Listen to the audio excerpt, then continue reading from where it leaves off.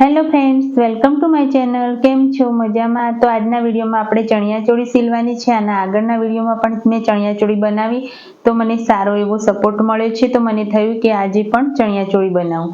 તો આ રીતનો લેસ અને આ રીતના ઢીંગલીના બ્રોન્ચનો યુઝ કર્યો છે મેં આની અંદર. તો આ મને ખૂબ જ ગમી ગયા હતા તો મેં લાવીને રાખ્યા હતા. તો અત્યારે થયું કે આની ચણિયાચોળીમાં યુઝ કરું. અને આ રીતના હાથીવાળી પેટર્ન છે અને એક બીજા બ્રોન્ચ છે જે હાર્ટ શેપમાં છે. તો હાર્ટવાળા બ્રોન્ચ મેં બતાવ્યા નથી પણ વિડીયોમાં આગળ બતાવીશ.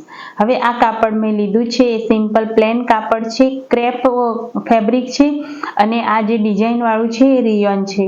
કારણ કે આગળના વિડીયોમાં મેં ફેબ્રિકનું નામ નહોતું બતાવ્યું તો મને ઘણી કમેન્ટો આવી હતી. તો પ્લેન જે છે એ ક્રેપ કાપડ છે અને પેટર્નવાળું છે જે ડિઝાઇનવાળું એ રિયોન છે. હવે આપણે ચણિયાની લંબાઈ લઈશું. તો જે કાપડ પ્લેન હતું એને મેં વાળીને મૂક્યું છે અને આપણી જેટલી લંબાઈ હોય એ રીતે લઈ લેવાની. તમારે જે સાઈઝ હોય એ પ્રમાણે તમારે લંબાઈ લેવાની. અહીંયા મારે 40 ઇંચની લંબાઈ લેવાની છે. નોર્મલી 40 ઇંચના લંબાઈવાળા ચણિયા હોય છે પણ નાની મોટી તમારે કરવી હોય તો કરી શકો છો. તો મારે અહીંયા 40 ઇંચ લેવાનું છે. તમે 38 ઇંચ પણ લઈ શકો છો અને 41-42 ઇંચ વધારવું હોય તો આ રીતે કરી શકો છો. તો પહેલાં તો જેટલી લંબાઈ હોય એટલી લંબાઈમાં આપણે કાપડને કટ કરી દેવાનું સીધે સીધું. હવે નીચેથી 1.5 ઇંચ વધશે અને ઉપરથી 1/2 ઇંચ એટલું આપણું સિલાઈ દબાણમાં જશે. એટલે આપણે વચ્ચે 38 ઇંચ મળશે. તો નીચેથી 1.5 ઇંચનો પટ્ટો વળી જશે, ઉપરથી 1/2 ઇંચ 1 ઇંચ જેટલું ફિટિંગમાં જતું રહેશે. તો 2 ઇંચનો આપણો બેલ્ટ તૈયાર થશે. એટલે એ રીતે પાછું આપણું 40 ઇંચ કમ્પ્લીટ લંબાઈ થઈ જશે. તો આ રીતે આપણે ચણિયાની લંબાઈનું માપ લઈ ચણિયાના કાપડને એક બાજુ મૂકી દઈએ. હવે આપણે પ્રિન્ટેડ કાપડનું માપ લેવાનું છે. તો આ પ્રિન્ટેડ કાપડમાં આપણે આ રીતના કેનવાસ પટ્ટી જેટલી પહોળાઈ છે એટલી પહોળાઈ કટિંગમાં કરવાની છે. તો કાપડને આ રીતે મેં વાળીને મૂકી દીધું છે. તમારે જે રીતની પેટર્ન બનાવી હોય એ રીતે વાળીને મૂકવાનું. ઊભી લેવી હોય તો ઊભી અને આડી લેવી હોય તો આડી. તો મારે આડી પેટર્ન લેવાની છે તો આ રીતે મેં આ કેનવાસ પટ્ટીને મૂકી દીધી છે. હવે બંને કેનવાસ પટ્ટીની આજુબાજુ 1 ઇંચ છોડી અને હું કટિંગ કરીશ. કારણ કે 1 ઇંચ બંને સાઈડથી 1 ઇંચ વાળી જશે એટલે આપણને કમ્પ્લીટ માપ મળી જશે. તો આ રીતે આપણે કેનવાસ પટ્ટી મૂકી અને માપ લઈ અને કટિંગ કરી દેવાનું. હવે આ જ કાપડને બીજી બાજુ મૂકી અને આપણે કટિંગ કરી દેવાનું. તો આ રીતે આપણે બંને પટ્ટાને કટ કરી દીધા છે. હવે આ રીતે જેટલું ફેબ્રિક આપણે જેટલું કાપડ લંબાઈમાં જોઈતું હોય એ રીતની પટ્ટીઓ આપણે કટ કરવાની. તો અહીંયા મેં અત્યારે આટલું કટિંગ કર્યું છે. પછી ખૂટશે તો બીજો એક્સ્ટ્રા પટ્ટો કટ કરી લઈશ. તો આ પટ્ટીને મેં આ રીતે મૂકી દીધી છે. હવે આની અંદર કેનવાસને આ રીતે મૂકી દેવાનું.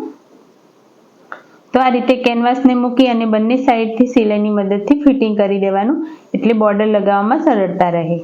જો પ્રેસવાળું કેનવાસ હોય તો પ્રેસથી ચોંટી જશે પણ આ પ્રેસ વગરનું છે કારણ કે થોડું કડક લીધું છે મેં. તો આ રીતે સિલાઈની મદદથી મેં બોર્ડર તૈયાર કરી દીધી છે. હવે આ બોર્ડરને આપણે મેઇન કાપડની ઉપર નીચેની સાઈડ લગાવી દેવાની. તો આ પેટર્ન મને ખૂબ જ ગમી હતી. એકદમ અલગ જ લુક આપશે એટલા માટે મેં આ રીતની કાપડ લીધું છે. હવે કાપડને આ રીતે ખોલી અને નીચે બોર્ડર હું લગાવી દઈશ. તો આ રીતે નીચેની સાઈડ 1.5 ઇંચ જેટલી પટ્ટી અંદરની સાઈડ વાળી દેવાની અને આ પટ્ટો ઉપરની સાઈડ આ રીતે મૂકી દેવાનો. મેં 1.5 ઇંચ એટલા માટે લીધું છે કે થોડું વધારે કપડું વળે તો નીચે ઘેરમાં પણ ફિનિશિંગ સારું લાગે અને બોર્ડર પણ સારી રીતે વળી જાય. તો એ રીતે આપણે બોર્ડર આખા ઘેરમાં લગાવી દીધી છે. તમે જોઈ શકો છો ફિનિશિંગ પણ ખૂબ જ સરસ લાગે છે. ઉપર અને નીચેની સાઈડ પણ ફિનિશિંગ કમ્પ્લીટ તમે જોઈ શકો છો. તો આ રીતે આપણે બોર્ડર લગાવી દેવાની ઉપર અને નીચે બંને સાઈડ સિલાઈ લગાવીને. તો આ રીતે મારા પૂરા ઘેરમાં બોર્ડર લાગી ગઈ છે. હવે આપણે અહીંયા લેસનો યુઝ કરવાનો છે. તો આ રીતે ઊભી લેસ લગાવવાની છે. તો પહેલાં તો આપણે લેસની લંબાઈ ચેક કરી લઈએ. તો જેટલી લેસની લંબાઈ હોય એ રીતના આપણે ટુકડા કટ કરી દેવાના. તો અહીંયા મેં ટુકડા કટ કરી દીધા છે એટલે સિલાઈ લગાવવામાં સરળતા રહે. જો આખી લેસ લગાવશો તો સિલાઈ લગાવવામાં સરળતા રહેશે નહીં. એટલે ડાયરેક્ટ આપણે આ રીતે સીધી લાઈન દોરી દેવાની અને ટુકડાને ડાયરેક્ટ સિલાઈથી જોઈન્ટ કરી દેવાના કાપડ સાથે. તો આ રીતે મેં સીધી લાઈન દોરી છે. હવે આ બંને વચ્ચેનો જે ગેપ છે એ કમ્પ્લીટ આપણે રાખવાનું છે. બંને લાઈનની વચ્ચે સરખા ગેપમાં આ રીતે આપણે લાઈન દોરી દેવાની.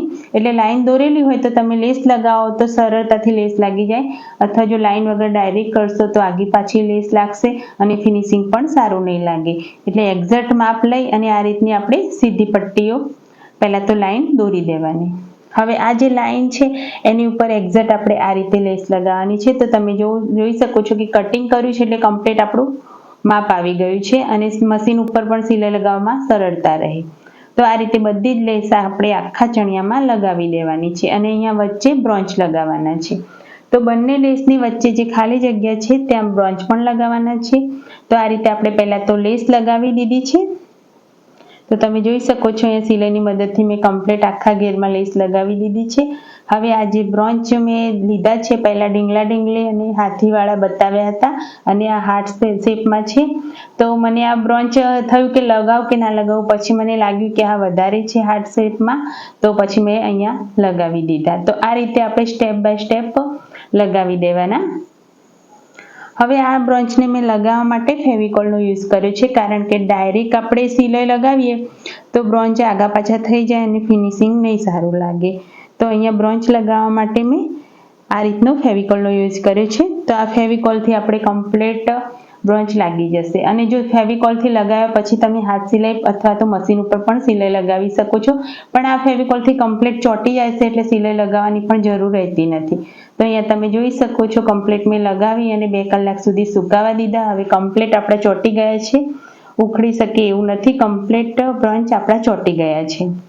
તો આ રીતે મેં ચોંટાડી દીધા છે. તમે હાથ સિલાઈ પણ કરી શકો છો. હાથ સિલાઈ કરશો તો સરળતાથી કોઈક વાર નીકાળવા હોય તો નીકળી પણ શકે છે, પણ અહીંયા મેં ફેવિકોલથી ચોંટાડી દીધા છે.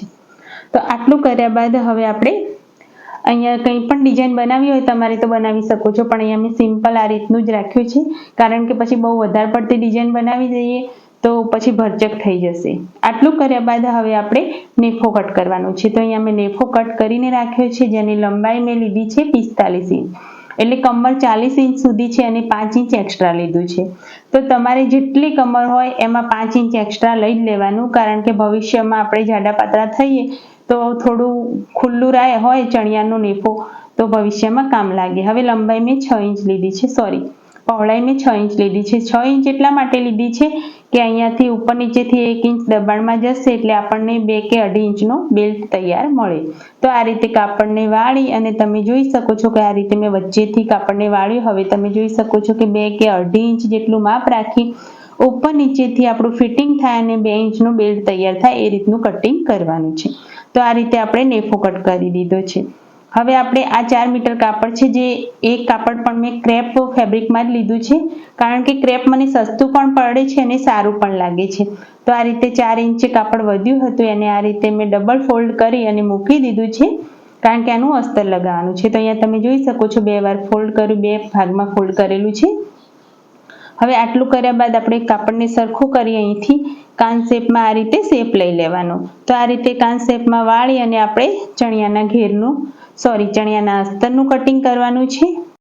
તો આ રીતે અસ્તરના કટ કરવા માટે આપણે અહીંયા જોઈન્ટ મૂકવો પડશે. તો અહીંયા આપણે સાંધો જોઈન્ટ કરવા માટે કાપડને જે વધ્યું હતું એને ઉપર આ રીતે વાળી અને મૂકી દેવાનું. તમે અમ્બ્રેલા કટિંગ કરો એટલે આ રીતનો સાંધો તો આવે જ અમ્બ્રેલામાં. તો હવે અહીંયા જે સાંધો જોઈન્ટ કરવાનું છે ત્યાં 1 ઇંચ ઉપર ચડાવીને જ મૂકવાનું, એટલે આપણું ફિટિંગનું પણ એમાં એડ થઈ જાય. આટલું કર્યા બાદ હવે આપણે કમરનું માપ લેવાનું છે. તો અહીંયા મેં નેફો કટ કર્યો છે, તેમાં કેનવાસ પણ ચોંટાડીને કમ્પ્લીટ મેં રાખ્યું છે.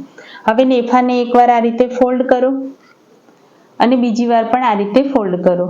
હવે આ રીતે 4 વખત ફોલ્ડ કરો એટલે કમરનું કમ્પ્લીટ આપણું માપ આવી જાય. હવે આપણે કમર માટે નિશાન લગાવી દેવાનું. તો આ રીતે પહેલાં તો સીધી લાઈન દોરી દેવાની છે. હવે આ જે સીધી લાઈન દોરી છે એ સીધું આપણે કટ કરવાનું નથી, અહીંયા કમરનો શેપ આપવાનો છે. તો શેપ આપવા માટે અહીંયા જે ખૂણો છે ત્યાંથી જે નિશાન છે ત્યાં સુધીનું માપ લેવાનું અને આ રીતે પટ્ટીને સરકાવી અને આ રીતે માપ લેતા જવાનું અને આ રીતનું ગોળ શેપમાં કટિંગ કરવાનું છે, એટલે આપણને કમરનું ફિનિશિંગ કમ્પ્લીટ સારું લાગે અને એનાથી કમ્પ્લીટ જે ઘેર આપણો હોય એ કમ્પ્લીટ થાય. જો ડાયરેક્ટ કટિંગ કરશો તો આખું ફિનિશિંગ બગડી જશે. તો આ રીતે ગોળ શેપમાં આપણે કટિંગ કરવાનું. હવે આપણે આ જે નિશાન દોર્યું છે ત્યાંથી આપણે ચણિયાની લંબાઈ લઈ લેવાની. તો પૂરેપૂરી 40 ઇંચ આપણે ચણિયાની લંબાઈ લઈ લેવાની. તમારે જેટલી હોય એટલી લેવાની, એમાં થોડું પણ વધારે ઓછું નથી કરવાનું. કમ્પ્લીટ માપ લેવાનું. નીચેથી પાછી આપણી 1.5 ઇંચ પટ્ટી વળશે, ઉપરથી 1.5 ઇંચ ફિટિંગમાં જશે, એટલે 2 ઇંચ ઓછું જે થશે આપણું એ ઉપર નેફામાં 2 ઇંચ એડ થઈ જશે. તો આ રીતે હવે પટ્ટીને મૂકો અને જેટલી લંબાઈ હોય એ રીતનું આપણે આ રીતે અમ્બ્રેલા શેપમાં શેપ દોરતા જાઓ. કમ્પ્લીટ નીચેની સાઈડ આપણે ખૂણાથી લઈ અહીંયા ચેક કરી લેવાનું, નીચેની સાઈડ નહીં, જે ઉપરનું આપણે નિશાન દોરી છે ત્યાંથી લંબાઈ આપણે લઈ લેવાની. તો આ રીતે મેં જેટલી ચણિયાની લંબાઈ છે એટલી કમ્પ્લીટ લઈ લીધી છે। તો ઉપર અને નીચે તમે નિશાન જે દોર્યા છે એનું હવે આપણે કટિંગ કરી દેવાનું। કટિંગ કરતી વખતે ધ્યાન રાખજો કે આ જે સાંધો છે એ જોઈન્ટ છે કરવાનું બાકી છે તો એ સરકી ના જાય, એના માટે એ રીતે સરખું કરી અને કાપડ પછી જ કટિંગ કરવાનું। કારણ કે અમુક વખતે કટિંગ કરતી વખતે આગુ પાછું થઈ જાય તો પછી સાંધામાં પણ ઓછું પડે। તો આ રીતે આપણે કમ્પ્લીટ અમ્બ્રેલા કટ કટિંગ કરી દીધું છે। હવે આપણે અહીંયા સાંધાને જોઈન્ટ કરવાનું છે। તો આ જે સાંધો છે એને ઉપરની સાઈડ આ રીતે મૂકી દેવાનું અને આ રીતે પલટાવી દેવાનું। તો આપણે આ રીતે બંને બાજુ બંને સાંધા કટિંગ કર્યા છે આપણે જોઈન્ટ કરી દેવાના। તો અહીંયા મેં કમ્પ્લીટ સાંધાને જોઈન્ટ કરી દીધા છે, તમે જોઈ શકો છો એકદમ આગળ પાછળ બંને સાઈડ સાંધા જોઈન્ટ થઈ ગયા છે। હવે આખું ખોલીને હું તમને બતાવી દઉં। તો આ રીતે આપણે 4 મીટર કાપડમાંથી આ રીતે અમ્બ્રેલા કટ અસ્તર કટિંગ કર્યું છે। તો આ રીતે કમ્પ્લીટ અસ્તર આપણું કટિંગ થઈ ગયું છે। હવે આપણે જે આ કાપડ ચણિયાનું તૈયાર કર્યું હતું એને આ રીતે ઉપરની સાઈડ મૂકી દેવાનું। તો આ રીતે કમ્પ્લીટ આપણું કાપડ જે મૂક્યું છે એને આ રીતે સરખું કરી દેવાનું અને ધીમે ધીમે નાની નાની ચપટીઓ લેવાની। ચપટીની કોઈ સાઈઝ નક્કી નથી, ઝીણી ઝીણી ચપટીઓ લેવાની। ખાલી તમે આ જે બોર્ડર લગાવી છે એ બોર્ડરને એક્ઝેક્ટ ઉપરની સાઈડ આવે એ રીતે રાખવાની।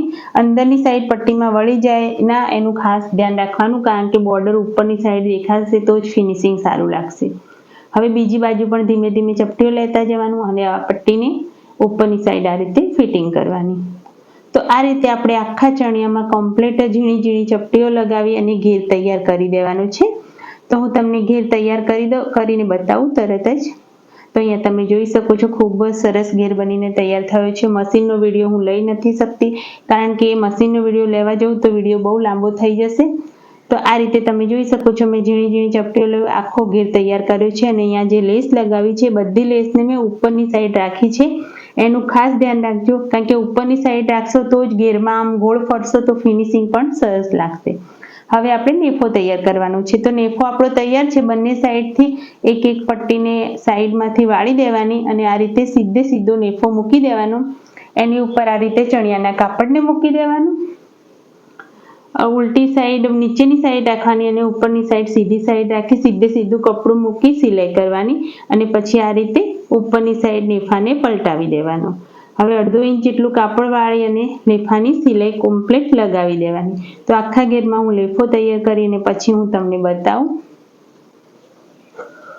તો આ રીતે તમે જોઈ શકો છો ફ્રેન્ડ્સ, આપણો નેફો લાગીને તૈયાર થઈ ગયો છે। તો આ રીતે કમ્પ્લીટ મેં નેફો લગાવી દીધો છે। તો હું તમને નજીકથી બતાવી દઉં, એકદમ ફિનિશિંગ તમે જોઈ શકો છો। નેફાનું કમ્પ્લીટ નેફો લાગી ગયો છે। હવે અંદરની સાઈડ પણ ફિનિશિંગ તમે જોઈ શકો છો। અંદર જે અમ્બ્રેલા કટ અસ્તર કટ કર્યું હતું એનું ફિનિશિંગ પણ તમે અંદરની સાઈડ જોઈ શકો છો। કમ્પ્લીટ આપણું ફિનિશિંગ આવ્યું છે, એનું ખાસ ધ્યાન રાખવાનું। હવે આપણે ચણિયાનું ફિટિંગ કરવાનું। તો ચારે છેડાને આ રીતે સરખા પકડી અને ચેન લગાવી હોય તો એટલી જગ્યા છોડવાની, ના લગાવી હોય તો ડાયરેક્ટ ઉપરથી ફિટિંગ કરી દેવાનું। તો મારે ચેન નથી લગાવવાની તો ડાયરેક્ટ હું ઉપરથી ફિટિંગ કરીશ।